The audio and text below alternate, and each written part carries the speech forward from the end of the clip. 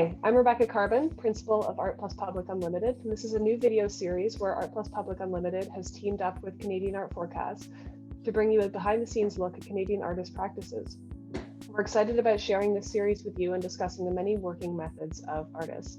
And today I'm joined by Brendan Fernandes to chat about recent projects, past work, future projects, and common threads of concern that run through his practice.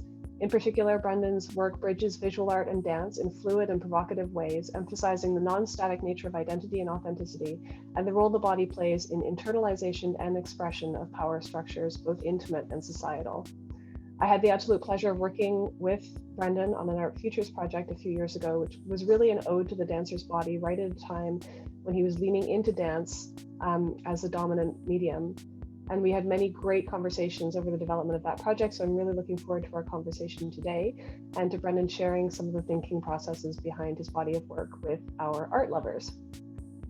So a bit about Brendan. Brendan Fernandes is an internationally recognized Canadian artist working at the intersection of dance and visual arts. Currently based out of Chicago, Brendan's projects address issues of race, queer culture, migration, protest, and other forms of collective movement. Always looking to create new spaces and new forms of agency, Brendan's projects take on hybrid forms, part ballet, part queer dance hall, part political protest, always rooted in collaboration and fostering solidarity. Brendan is a graduate of the Whitney Independent Study Program in 2007 and a recipient of the Robert Rauschenberg Fellowship 2014. In 2010, he was shortlisted for the Sobey Art Award and is the recipient of a prestigious 2017 Canada Council New Chapters grant. Brendan is also the recipient of the Artadia Award in 2019 and a Smithsonian Artist Research Fellowship in 2020 and the Tiffany Foundation grant in 2019.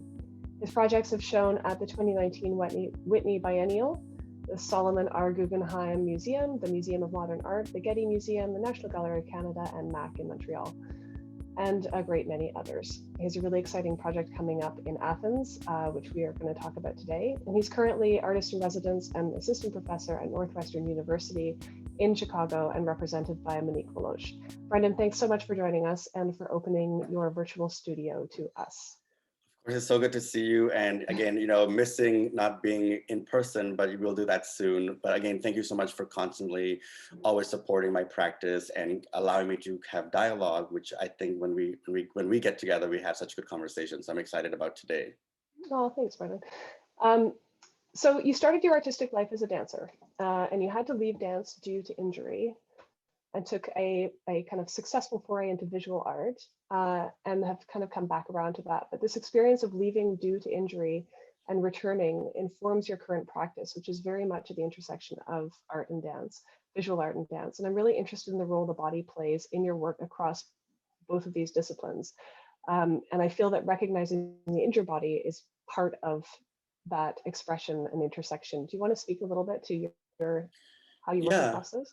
Yeah, for sure. And I think one thing that I should posit is as a young, boy, young adult, dance and visual arts were always part of my practice at the same time.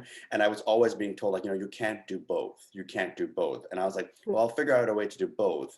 And eventually the rigor was very intense. And when I went into my BFA at York University, I was dancing and I also was, making art. And initially, and it was challenging. It was hard, to do both of these majors. But I then, got injured and then was kind of almost like physically, mentally, emotionally, broken. And I was said I need to take a hiatus from this.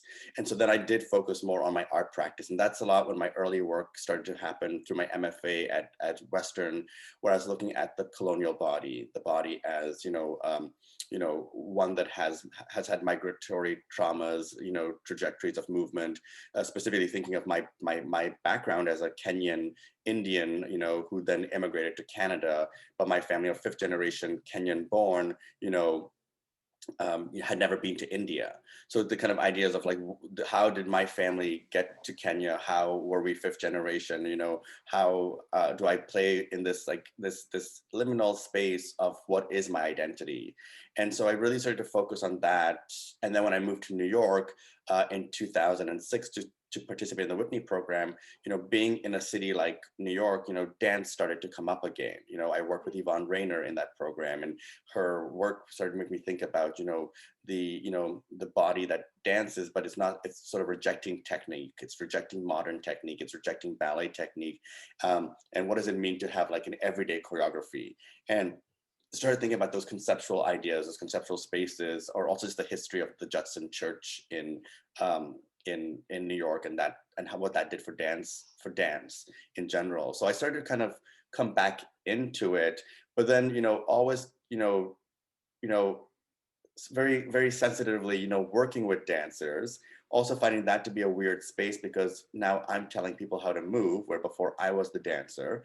But then also, how am I including myself, but not actually dancing? Because there was a big insecurity to come back into it. Like, I'm not a trained dancer. I don't have, like I always say, I'm old and I'm injured, because I came back to it in my like late 20s.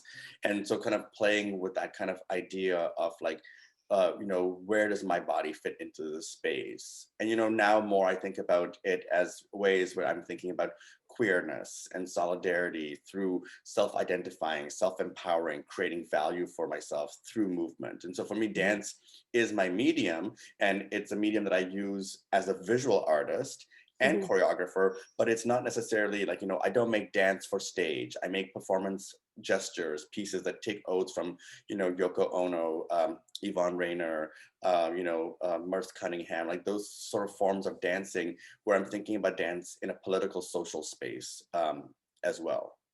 Those are three legends that you've just mentioned as well. I didn't know that you actually worked with Yvonne Rainer, did you? Well, sorry, I worked with Yvonne Rainer at the Whitney. She was one of our faculty. I didn't know that. Wow.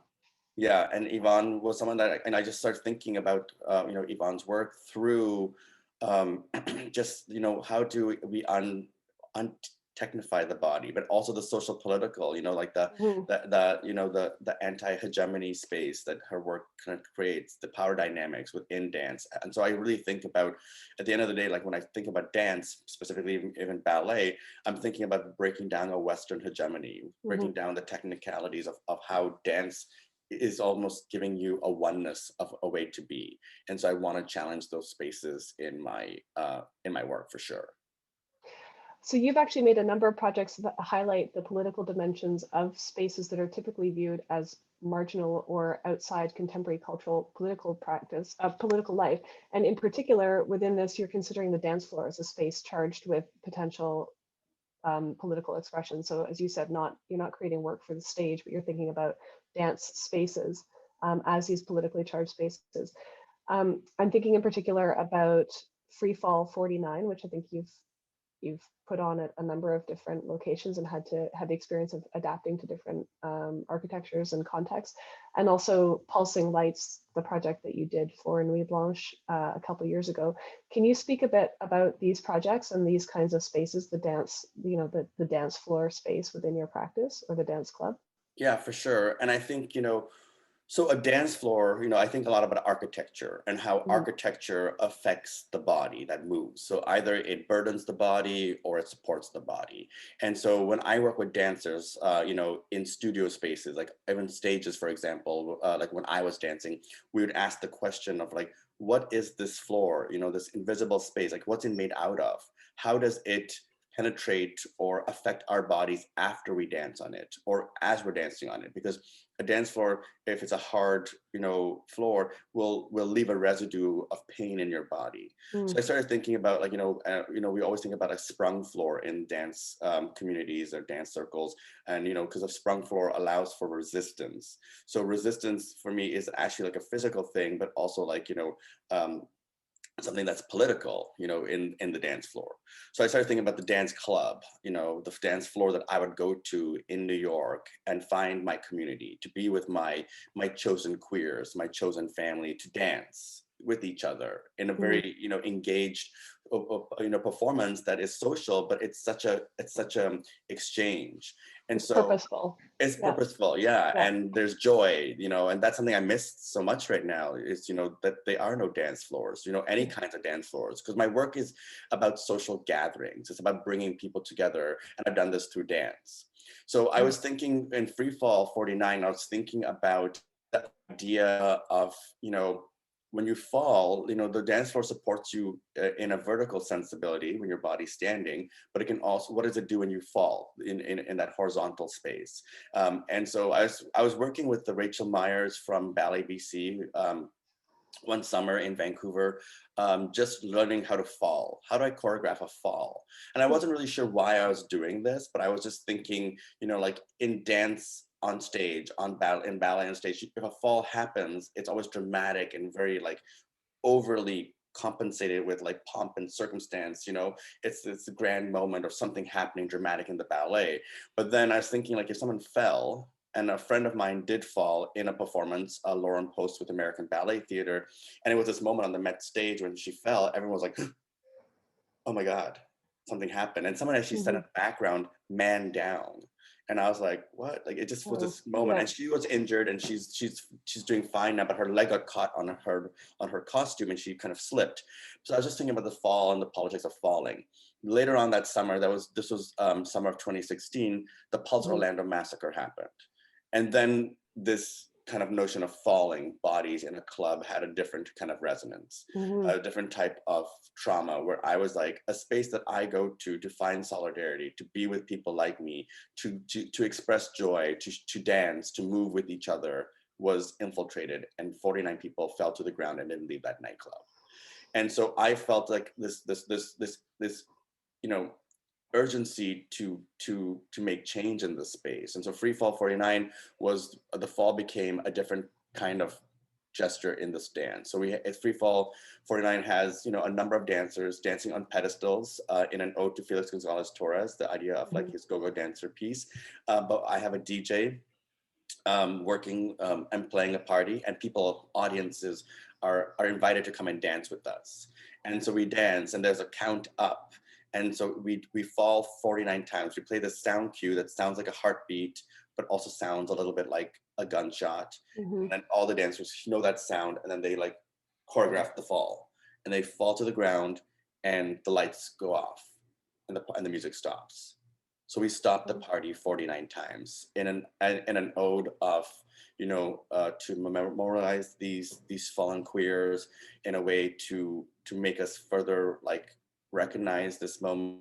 And it's really an emotional piece. Like, it's a piece that it gave me goosebumps when you're talking about it. Yeah, I've got goosebumps right now too. And it's something that, and I always get emotional in this piece. But at the end of the day, we stand up. After each fall that we fall, to acknowledge, to support, the person that fell in our honor, we also stand up again. So the political gesture of standing up is choreographed in a way where it's like kind of like, yeah, we're gonna keep moving. We're gonna keep on going. And so that's part of Free Fall. And then, thinking about, on Flashing Lights for Nuit Blanche, that was a very site-specific piece for Toronto. Toronto was having, many issues with its queer community and the police. And I'm always questioning, who protects my body? Who sees my body? Who makes my body visible? And I haven't felt that the police have ever done that for me or my community. And so on Flashing Lights was an acknowledgement to gather people in critical mass under the auspices of a light dance installation, because that's what we had to call it technically, but it was a dance party to bring people together. And we built a stage, and we had, I think it was like 7 queer identifying DJs from Toronto play, sets. Over the course of the night, Over the course of the night. And we had, I think we had like 5,000 people gathered around the space, and around us were police cars from a movie set, but white cars, no graphic text to kind of locate a space, but the white cars, 25 of them, all with police sirens. So no sound, but just the flashing lights of the sirens created a pulsation. And right now, more than ever, like I'm in a, we're in a space of political uprising. I live in Chicago, and it's a tense city, and people are being killed, Black lives are being marginalized, but people are being murdered. So the idea of police abolition is something I've been thinking about, for many years, but now it's at the forefront, and we really need to kind of create that type of change. Yeah, it was a really amazing piece, in that it did lure you. It had that kind of lightness and joy to it of the dancing as you first came in, and then there was this kind of sucker punch as you realized exactly what the project was about. It was really, I think, a very successful project in that, because it engaged people on different levels and really made a very poignant mark and Thank point to you. what it was doing. Thank you. And I think about it now too, because like, after last summer, like we were like actually, you get these memories being like, this happened this year, last year. And it showed me and my friends on the streets, masked, protesting, the killings of George Floyd. And, that was a year ago, Yeah. and that residue really did affect the way I think about these types of works that I was making. Like it has a different political charge now. Yeah, very powerful. So I want to ask you a bit about one of my art experiences before everything changed in 2019 was seeing the Whitney Biennial and your work, Master and Form, which was included in that exhibition. So I wasn't able to see one of the actual performances, but I did see the installation, and the presence of the performers was very much felt in the audio that went along with the installation, which was the labored breath of the performers and the sound of their feet on the floor, the sound of their bodies working with the equipment and with and against each other. Can you talk a bit about these ideas of labor and mastery and submission within your practice? Because they're really resonant, and I'm seeing them in other installations that I'm seeing of your work as well. Yeah, I think I always question and want to give value and agency to dancers. We work like athletes, but we're always kind of given this idea that like the labor is not, tedious. It's not, difficult, but dance is such a difficult form of making. And so I really push that. But then within that, I'm thinking also with how also like something like ballet also only asks for like a oneness. There's only one way to do it. There's only like, and so I'm trying to challenge also then the space of the art form to give it new form. So I really think a lot about like new ways of making, new ways of thinking. And, even like in the way that I make my dances, like, they're not on stages, they're like in galleries, they're in streets, and I'm making dancers do very repetitive things. So endurance is always part of it, but in that repetitiveness, it's a way of kind of conditioning, but also a way of like learning how to do it, in a way that allows for a transformation of sorts. And so I think about mastery as something that also questions the authority, like who is the authority to give this voice.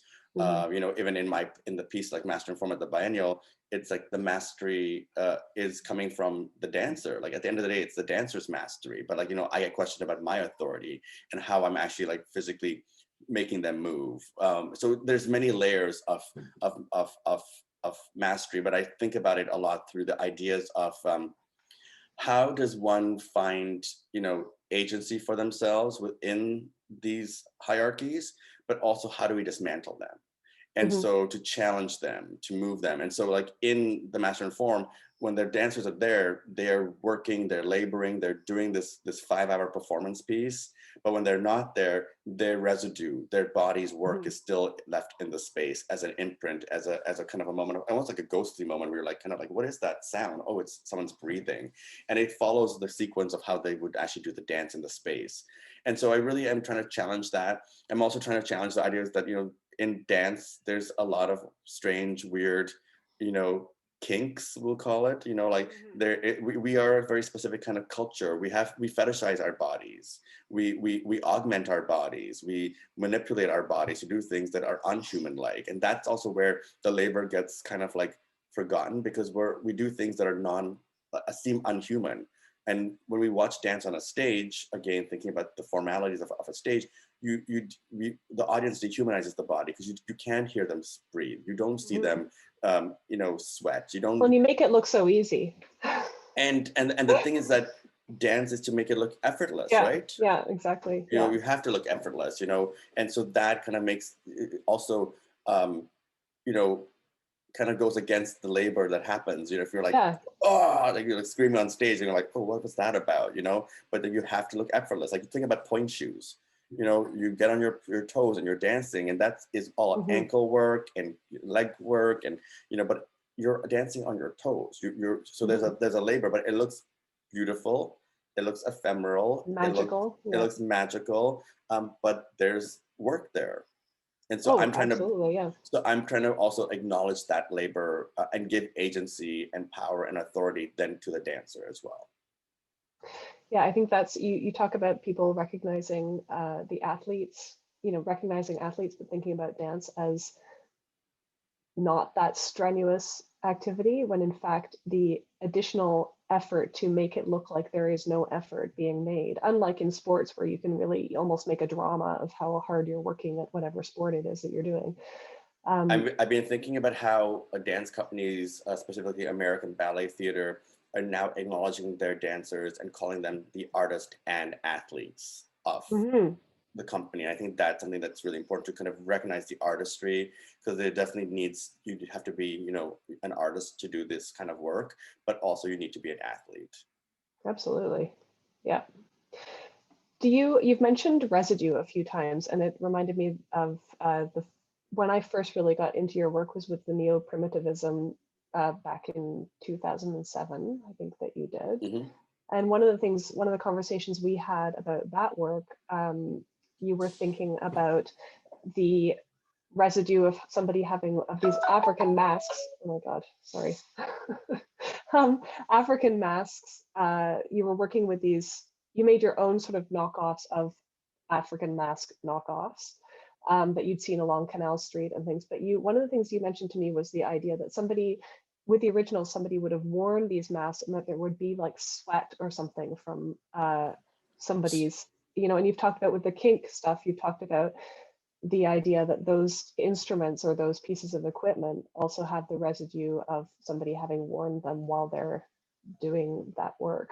I love this connection. I love this connection. So neo-primitivism too was the white cottontail deer decoy wearing these white masks that I cast from a mask that I bought on Canal Street, but a mask that was part of my family's. When we were in Kenya and the street markets, they would sell it.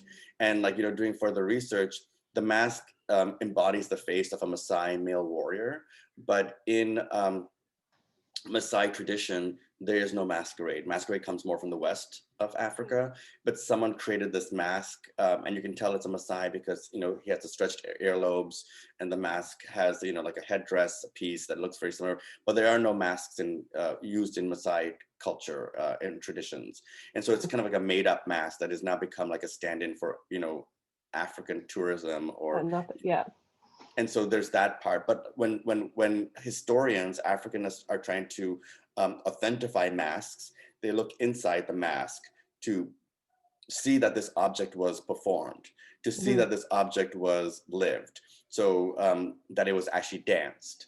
And so you look for body secretions as a way, like the patina of the face. So I'm always saying like the mask within the mask. And how does that object then become, authentified because it was used? And so, again, I think a lot about how in the removal of objects from West Africa and then brought into the museum context through, the French, we had all these masks that were exotified and made to seem like they were fetishized as being, othered.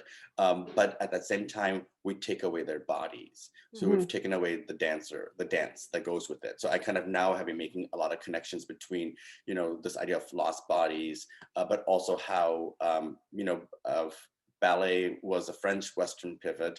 So was the creation of a museum, but the French colonized parts of West Africa and removed those objects. So kind of bringing in the colonial narrative of the dance. So in a lot of the work, I'll sometimes create these dances where ballet dancers, the colonial body is giving body back to the African object. Yeah. It's really interesting, the idea of the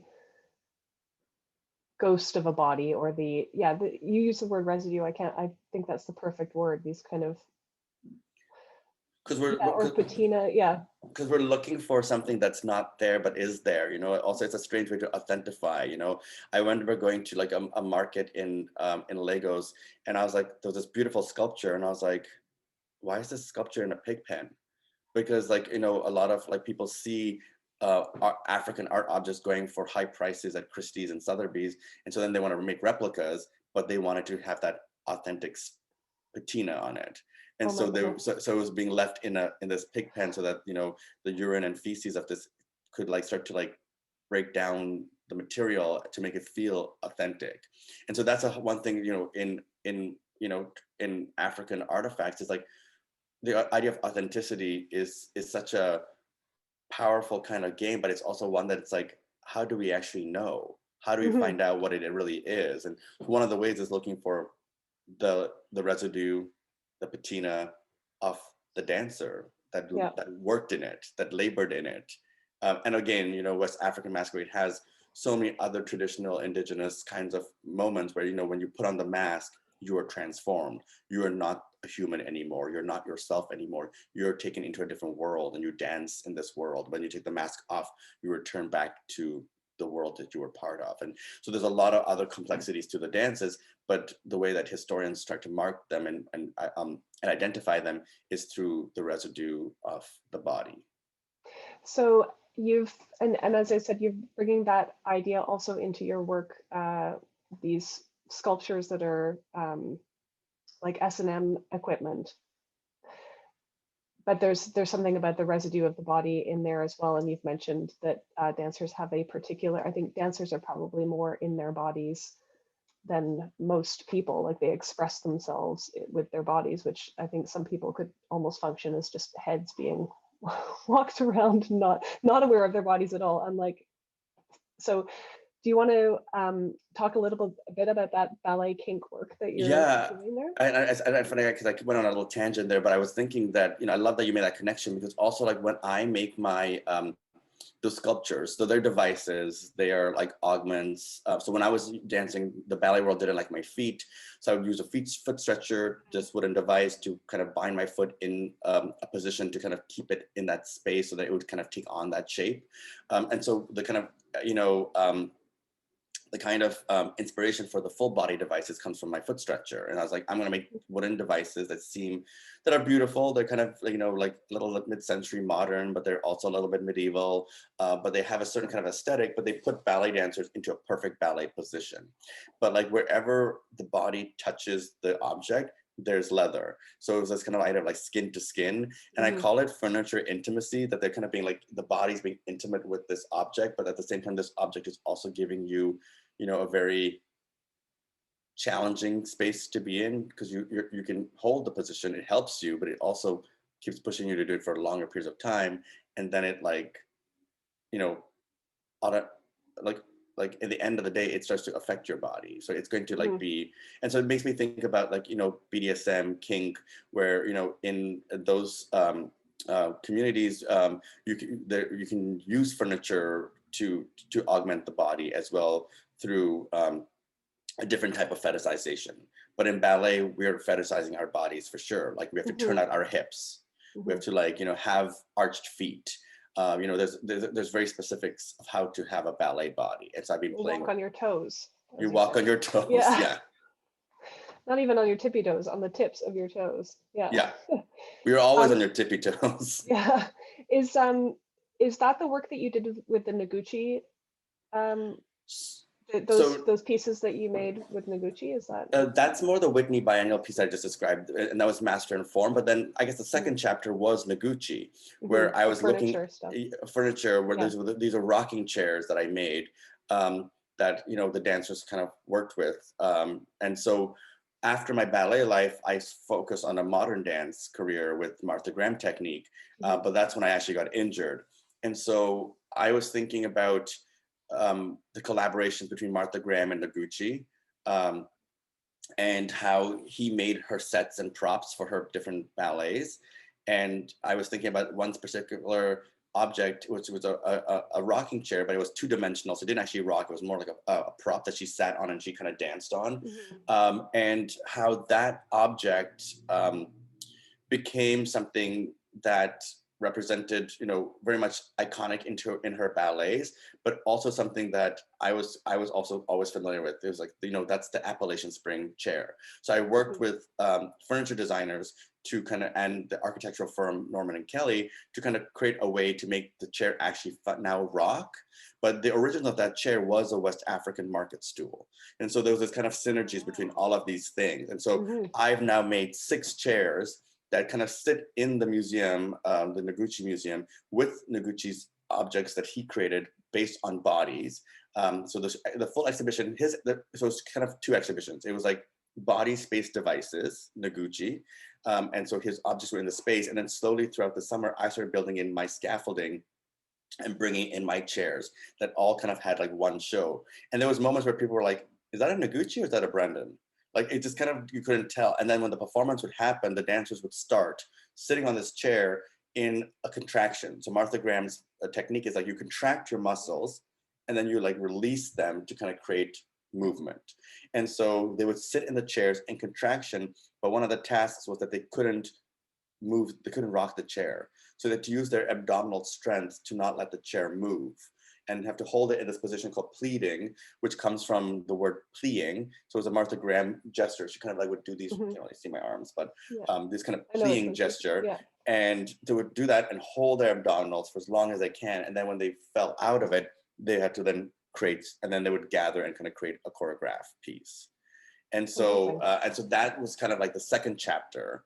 And I'm hoping to do the third chapter somewhere in San Francisco, looking at this idea that how do we find freedom within restraint? So working with rope bondage masters to kind of create ways to, if I tie my leg up here, I don't have to use that fortitude anymore to kind of lift, but then how do I find a different way to move?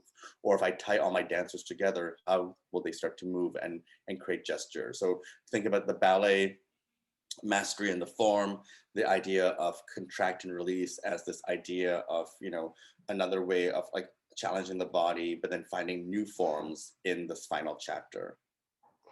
It's also the idea of like, when does a support become, I can't think of the word, but when does a support become actually something that is pushing or making something harder, and that balance between something that actually helps holding your leg and actually forces you to have your leg up there for a while, and what do you do with the rest of your body while that's being kind of taken care of? Yeah, exactly. Or like, this idea that restraint is going to fully, disembody the body, but I'm like, well, if my hands are tight together here, how will I move in a different way? So kind of working with tying the dancers and finding, and then watching them, and then making a new choreographic gesture. And like within dance itself, we have so many restraints, the ways that we again augment and alter and challenge our bodies. We've talked about, you just mentioned that you have a third chapter to this project that you're looking forward to realizing. Tell me about other things that you have coming up. I know you're showing new work as part of Portals this summer in Athens at the recently renovated Public Tobacco Factory. And this is part of a group show that includes a number of artists who you've sort of referred to in your own practice. Do you want to tell me a little bit about what you've got coming up? Yeah, first of all, I'm so grateful for Portals and working with, the team there. This project was started like last February, so the conversations have really changed because we've been through a pandemic. But now I'm going to Greece to make a piece that is very much affected by the pandemic, the ideas of social distancing, the kind of choreographies of how do we do this. The piece is called A Solo Until We Can Dance Again. So I've worked in collaboration with an architect firm in Athens, and we've created, like kind of pedestals, devices, where I've created in this outdoor courtyard these concrete-based plinths that feel like, bases for monuments. They're very contemporary, but they're also being affected by, the architecture in Athens. And I'm thinking about ways that, how do we again find solidarity? How do we find ways to gather? And in Los Angeles, there's a dance floor called in a studio space called Highways, where in the 90s, again, the dance floor, people would come to this dance studio and write on the floor the names of people who died of AIDS. They would also write things that would, allow them to have a physical release, like to let go of their trauma. And this floor, in its patina, in its, in its accumulation of people's writings, became, a place for memorial, And Mm-hmm. so I'm sort of taking on this piece where my um, my I have a prompt that says, imagine without fear what is tomorrow. And every day we're inviting the audience to come onto the stages, and to write something onto the dance floor. And then every day a dancer will come and dance for a number of hours, but they will read people's responses, people's releases, and then create a dance based on what they read. So it's like using the people's releases as the dance score. So it's very improvised, it's very collaborative, but it's about acknowledging the moment we're in. It's the first time I've done a solo, and I'm like, it seems like a lonely dance, but these last number of months, have been lonely. We haven't been able to dance, but within it, there's still a celebratory kind of action that, until we find that new day. So it's Mm-hmm. about a promise of a new day, a new tomorrow, a new gathering. So so that's the piece in Athens for Portals, and I'm really excited because it opens June 7th and it closes in November. So there'll be this constant accumulation of seeing how this dance floor becomes patinaed, and marked with people's responses, releases, and it becomes this kind of beautiful kind of like collaboration within social distancing. Are the dancers that you're working with for that going to be like, I know you work with different dance companies based on where your projects are. How are you finding your dancers for that? So again, I'm working with an amazing team at Portals, and we have an amazing stage manager, Pavlina, who is a dancer herself and has brought me up a number of people. So our first communications gatherings have been on Zoom. So it has been kind of challenging to be like, no, I'm explaining the process, I'm explaining what I'm intending, but now we're going to meet in person. I leave on Friday, and my first rehearsal is Saturday morning, and we're going to start playing, we're going to start making, and I'm so excited. I haven't been able to do that in months, and it feels strange, and it feels like something where I'm like, is this actually going to happen? And then it's happening. So I'm very excited. And then I'm also working with I'm doing Free Fall 49 for the Bemis Center here in the US. But I'm working on some other commissions. One is going to be with the girls choir in Denmark, and with Danish National Radio. We're going to be creating, I'm working with a composer to come up with a beautiful 20 to 30 minute new score based on the sounds of police sirens. Wow. So yeah, so this, and I think what was really important was like in the beginning of the pandemic, I was like, I don't have a practice anymore. I don't know if I'm going to be able to do this again, because there was so much uncertainty. But as we've come through and we're learning and figuring things out, I feel very much that I have found new forms. Like my piece for the AGO, I never thought I was going to make a piece I was going to ask you about that. fully choreographed and made on Zoom. But like I had to find resilience. I had to find ways to understand. I had to find ways to still give voice. So these three pieces all very much are in line with the social political aspects that my work's about. And I'm really excited to be able to present them. So even in the moment of pandemic, I was still working, but at a different capacity, really thinking through these three larger projects that are now coming to be. So AGO happened, now Portals, and then hopefully early next year, I'll be doing the piece in Denmark.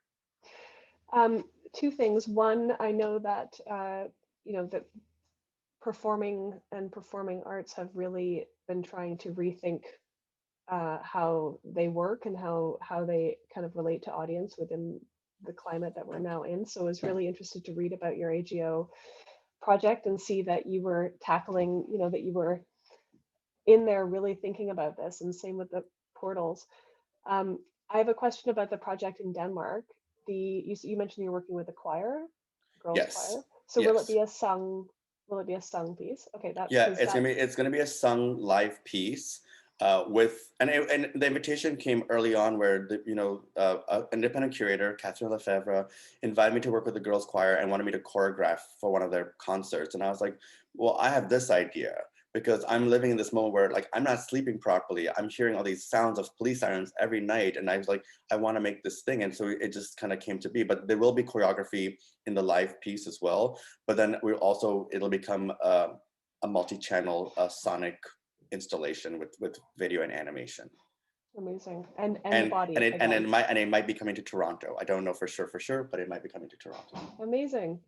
I will you continue to demonstrate incredible kind of creativity and fluidity in moving across disciplines and across kind of contexts and scenarios within which you're able to make work. So I'm really excited about seeing what you do have coming up.